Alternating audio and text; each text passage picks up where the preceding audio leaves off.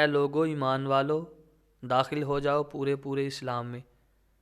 اس آیت کا شان نزول کچھ یوں ہے کہ جب حضرت عبداللہ بن سلام رضی اللہ تعالیٰ عنہ نے کلمہ پڑھا تو وہ اس کے بعد اونٹ کا گوشت نہیں کھاتے تھے، تو امام الانبیاء صلی اللہ علیہ وآلہ وسلم تک خبر پہنچی کہ یا رسول اللہ یہ شریعت موسوی پہ تھوڑا عمل کرتے ہیں، کہتے ہیں کہ انہوں نے اونٹ کا گوشت کھانے سے منع کیا تھا، تو اب یہ اونٹ کا گوشت نہیں کھاتے۔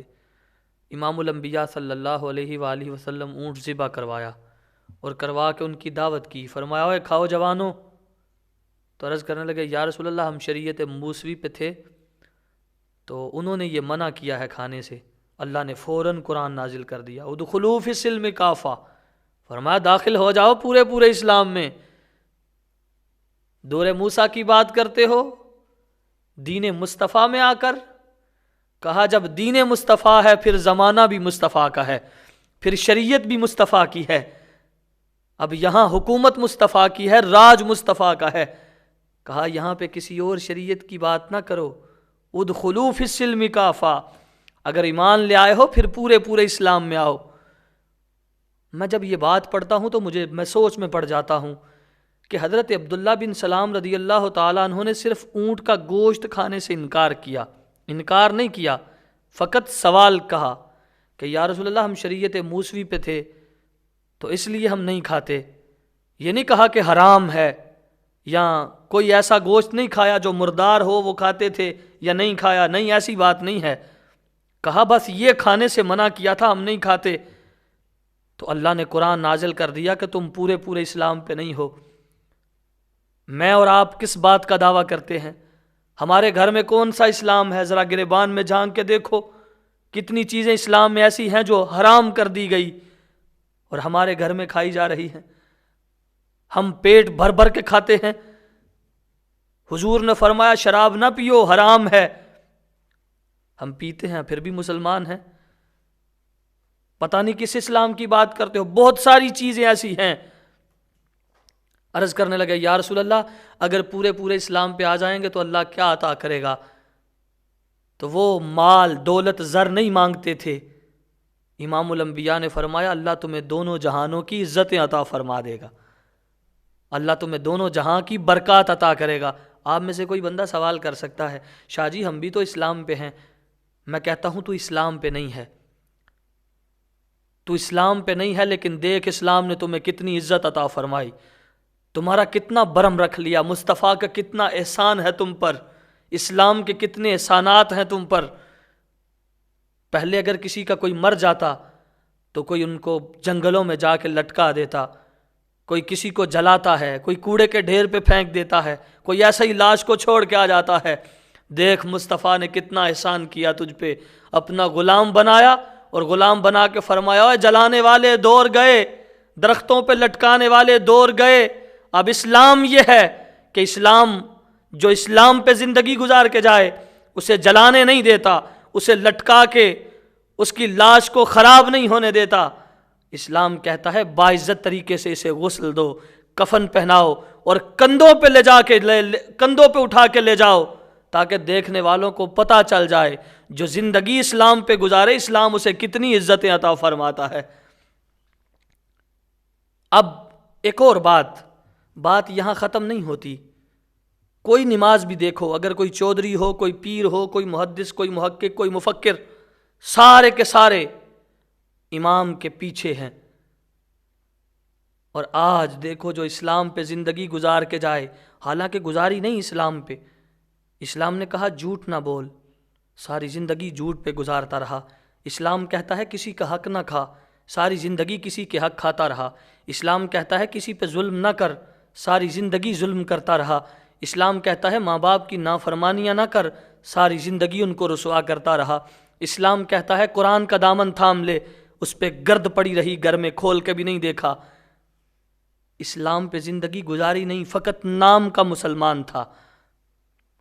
پھر بھی دیکھ اسلام نے تیرا بھرم رکھ لیا، اسلام نے تجھے کتنی عزت عطا کی کہ جب دنیا سے گیا تو ناز کے ساتھ، نخرے کے ساتھ، اب ہر کوئی کاندھا بدلا رہا ہے۔ اگر کوئی چودھری ہے، مالدار ہے، جیسا بھی ہے، کوئی حافظ ہے، کوئی عالم ہے، سارے کے سارے پیچھے ہیں۔ پوچھا جاتا ہے قاری صاحب پیچھے کیوں چلتے ہو؟ جواب ملتا ہے تمہیں نہیں پتہ یہ اسلام پہ زندگی گزار کے جا رہا ہے، اسلام نے تیرا برہم رکھ لیا، تیرے عیبوں کو چھپا لیا۔ اب بات یہاں ختم نہیں ہوئی، پھر بھی کوئی جنازے کے آگے جا سکتا ہے، کوئی چلتا ہے، ورنہ لوگ تو رک جاتے ہیں۔ جب جنازے کے لیے کھڑے ہوئے، سارے بڑے بڑے پیر، بڑے بڑے محقق، بڑے بڑے محدث، بڑے بڑے عالم، مفتی، قاری، چودھری، مالدار، ایم پی اے، وزیر، مشیر، سارے کے سارے امام کے پیچھے ہیں۔ امام سب سے آگے ہے۔ آگے اس لیے ہے کیونکہ امام افضل ہے، سب نے تسلیم کیا کہ یہ باعزت باوقار ہے، اس کو آگے کر دیا۔ لیکن دیکھ اسلام نے تجھے کتنی عزت عطا کی، آج یہاں امام کے آگے بھی کوئی ہے، سارے امام کے پیچھے، امام سب سے آگے، اور آگے تو لیٹا ہوا، زندگی جو اسلام پہ گزار جائے وہ لیٹا ہے، اس کی میت پڑی ہے۔ پوچھا جاتا ہے قاری صاحب سارے تمہارے پیچھے ہیں، اس کو کیوں آگے کر دیا؟ تو جواب ملتا ہے تمہیں نہیں پتا اس کو اسلام نے عزت عطا کر دی ہے، اس نے اسلام پہ زندگی گزاری ہے، اسلام نے اس کو یہ مرتبہ دیا ہے۔ بات یہاں ختم نہیں ہوتی، دیکھ قبر میں پہنچا، سارے چھوڑ کے آ گئے، کسی نے ساتھ نہ دیا، کوئی بھائی اپنا نہ رہا، کوئی یار، کوئی سنگی، کوئی ساتھی، سارے کے سارے تجھے وہاں اندھیری کوٹھڑی میں چھوڑ کے آ گئے۔ اب کوئی بھی تیرا ساتھ دینے والا نہیں ہے، لیکن صدقے جاؤں تجھ پہ، وہ کسی شاعر نے لکھا، کہتا میں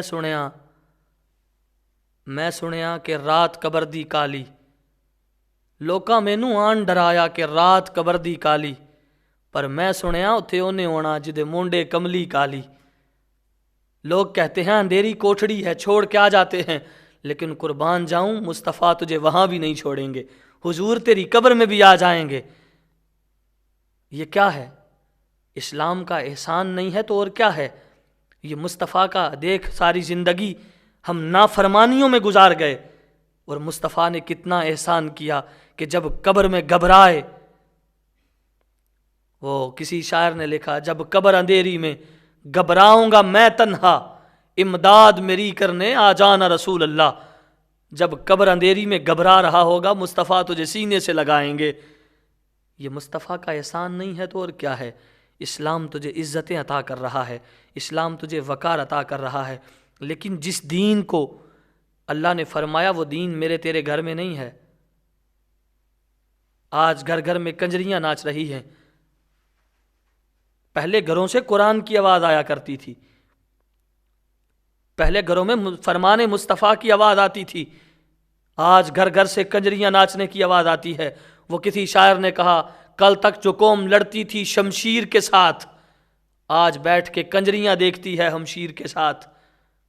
آج یہ ٹی وی جیسی نحوست ہر کسی کے گھر میں ہے، اور یہ یہود و نصارہ نے دیکھو ہمارے اندر یہ کیا ایک فتنہ پھیلا دیا، کہا ان کی قوموں کو اس طرف لگاؤ، یہ قرآن کو چھوڑ دیں گے، مصطفیٰ کے فرمان کو چھوڑیں گے، تباہ ہو جائیں گے۔ وہ تبھی تو کسی نے کہا کہ کاش کے درس قرآن دل سے بلایا ہوتا، تو یہ زمانہ نہ آج زمانے نے دکھایا ہوتا، اور چاٹ لی ہم نے کتب فلسفہ و انگلش کے اصول، کاش کبھی بھول کر قرآن کو بھی ہاتھ لگایا ہوتا۔ آج گھر گھر میں رسوائی کس لیے ہے؟